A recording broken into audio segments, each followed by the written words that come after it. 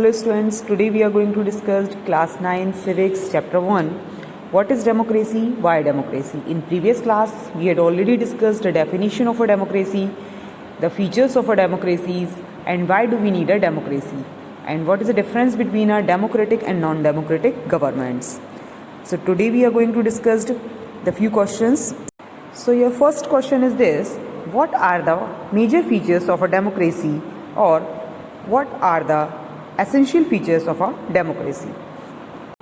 So the first features of a democracy is final authority with the people's representative. That means in a democracy the final decision making power must rest with those who elected by the peoples. The second feature of a democracy is free and fair elections. That means a democracy must be based on a free and fair elections where those currently in a power have a fair chance of losing. And the third feature of a democracy is one person, one vote and one value. That means in a democracy each adult citizens must have one vote and each vote must have one value.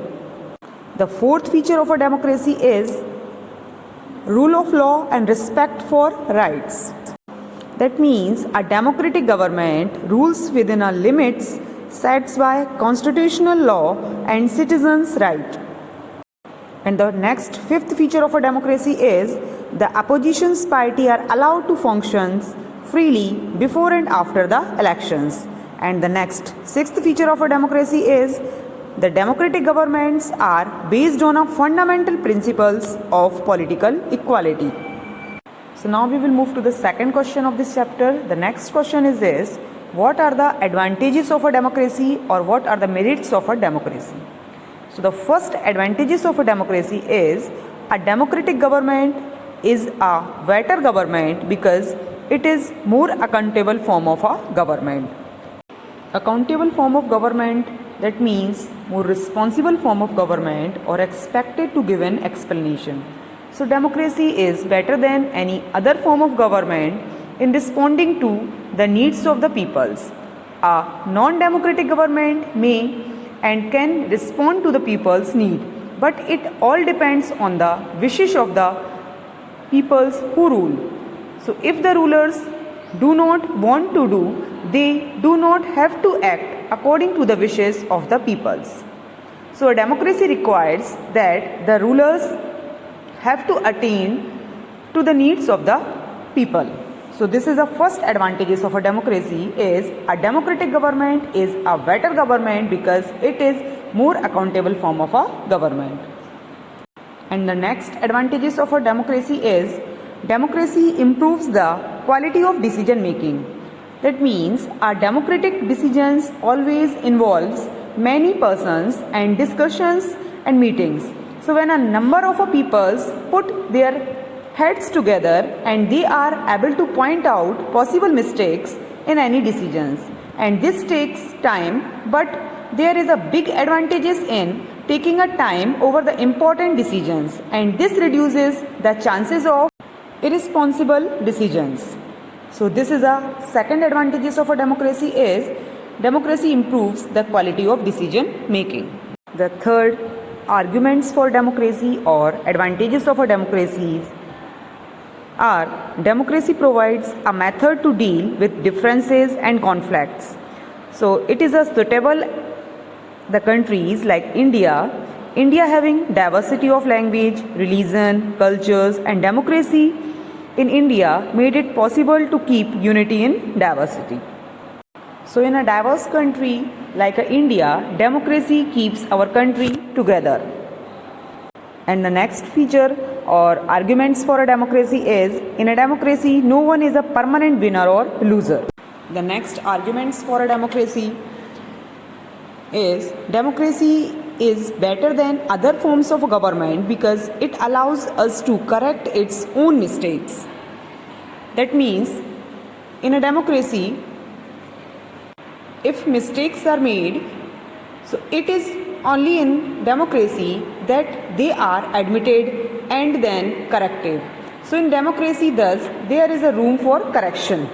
And the next and last arguments or the merits of a democracy is democracy enhances the dignity of citizens because it is based on a principle of political equality, on recognizing that the poorest and least educated have the same status as the rich and the educated. So in this way, democracy enhances the dignity of every citizens. So now we will move to the next question of this chapter. The next question is explain the major arguments against a democracy or what are the drawbacks of a democracy. So the first drawback of a democracy is instability. That means under democracy, leaders and political parties keep changing. So this leads to political instability. And the second drawback of a democracy is low morality. That means democracy is all about political competitions and power play. So there is no scope for morality. And the third drawback of a democracy is bad decisions. That means as most of the leaders do not know the best interest of the peoples. So it leads to bad decisions. And the next drawbacks of a democracy is corruptions. So as the democracy is based on electoral competitions, so it leads to corruptions and many political parties used muscle power and money power to come to the power. And the next drawbacks of a democracy is ordinary peoples do not know what is good for them. So they should not decide anything. So in this way we can say like this, the illiterate and politically unconscious voters is also a drawback of a democracy. Because in most of the developing countries, voters are illiterate and politically unconscious. So they elect wrong candidates. So now we will move to the next question of this chapter. Distinguish between a direct and indirect democracy by giving example. So there are the two type of a democracy, direct democracy and indirect democracy. Direct democracy, it is a political setup where the peoples themselves makes the laws. The parliament directly in the functionings of a governments. So decisions are taken on the basis of majority of opinions. It is suitable for geographically small countries with a less populations. Example, ancient Greek, Rome and India, and modern period Switzerland. So in direct democracy, people directly participate in day-to-day administrations or decisions making. So this type of a government is possible where population is very less. Okay. Now we will move to the second type of a democracy, indirect democracy.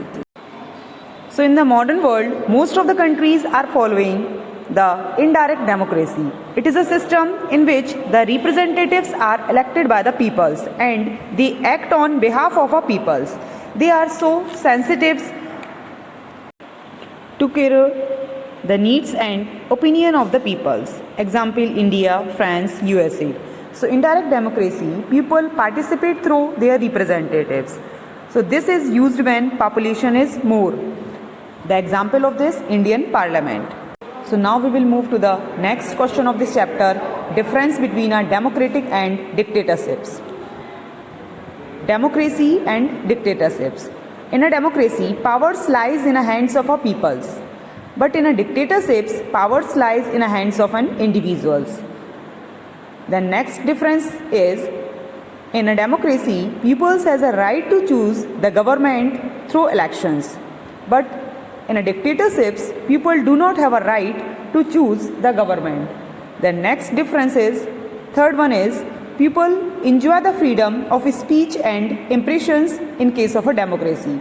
But in case of a dictatorships, people do not have any rights. The next difference is, in a democracy, all citizens is equal in the eyes of a law. But in dictatorships, there is no equality.